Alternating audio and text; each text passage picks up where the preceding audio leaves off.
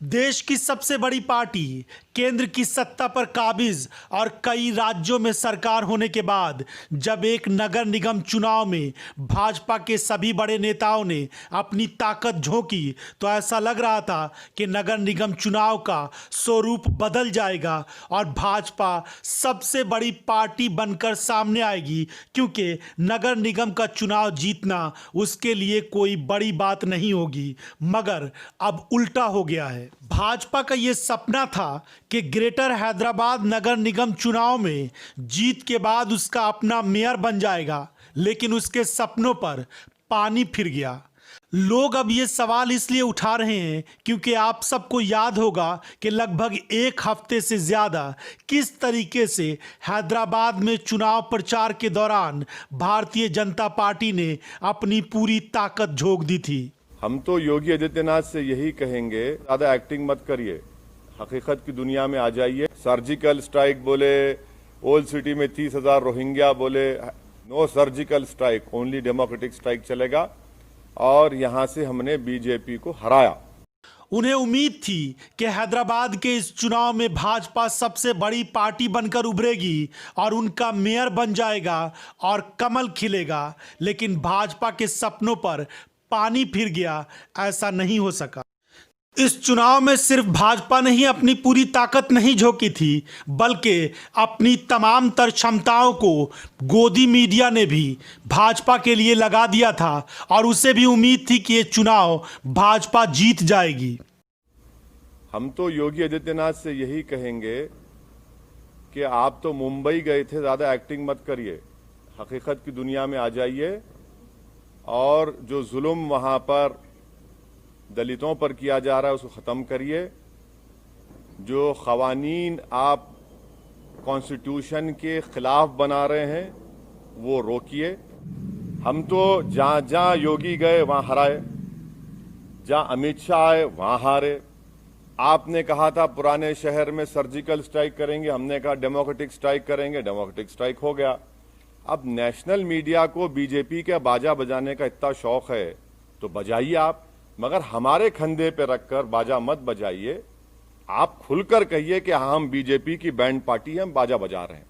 हम आपसे कहना चाह रहे हैं कि हमारे घर में बीजेपी का जो पोजीशन था वो क्या है आप देख लीजिए। सुनिए, सर्जिकल स्ट्राइक बोले, ओल्ड सिटी में 30,000 रोहिंग्या बोले, पूरे पुराने शहर की जनता, चाहे वो हिंदू रहो या मुसलमान रहो, बंगाली रहो, दलित रहो, बैकवर्ड क्लास के रहो, हमारे मारवाड़ी कम्युनिटी के, सब बोले कि नहीं, no surgical strike, only democratic strike चलेगा।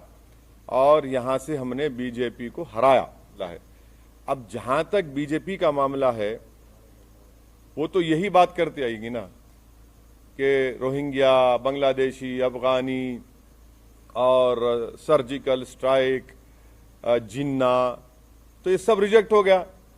जिसको जिना बोले, पब्लिक बोली जिना नहीं, वो हमारा जीना मरना हमारा एतमाद हम पर किया, हम कोर्ट दिया।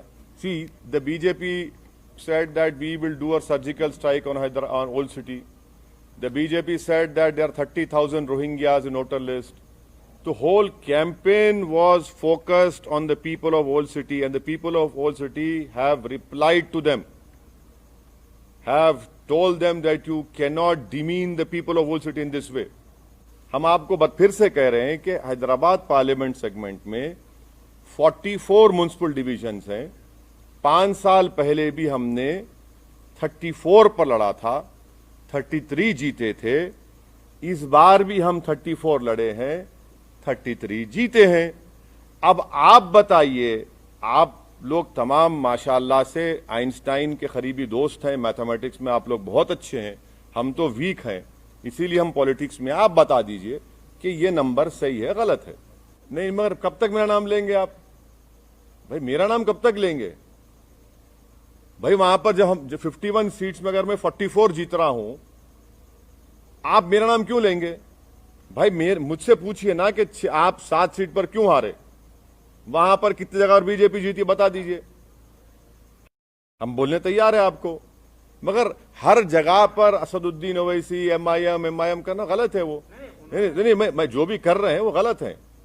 और अगर कर भी रहे हैं तो वो उनका नेगेटिव वोट है, वो कभी भी चेंज हो जाएगा। देखना आप, हमारा जो अगर आप बोलेंगे कि स्ट्राइक रेट है 51 म्युनिसिपल वार्ड्स में, ये हमारा मैं समझता हूं कि सबसे बेहतरीन स्ट्राइक रेट रहा है।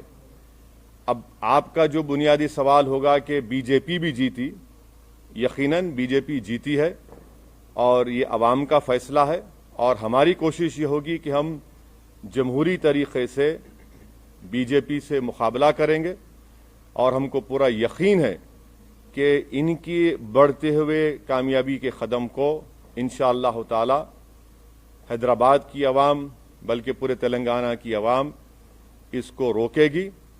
और मुझे ये भी कहना पड़ेगा कि तेलंगाना में जब असेंबली के इंतखाबात होंगे, आप देखेंगे कि इंशाअल्लाह ताला ये बीजेपी की जो कामयाबी है, वक्तिया कामयाबी है, ये उस वक्त तक इतनी कामयाबियां इनको नहीं मिलेंगी। और मुझे अवाम का फैसला है, हमारी क्या बोलना चाहिए, हमारी ख्वाहिश के बरक्स फैसला आया बीजेपी की हद तक, मगर MIM पार्टी को तो मैं समझता हूं कि हमने तमाम बड़ी मेहनत की और उसका नतीजा हमको अल्लाह सुब्हाना व तआला ने और हैदराबाद की अवाम ने हमको दिया है। शुक्रिया।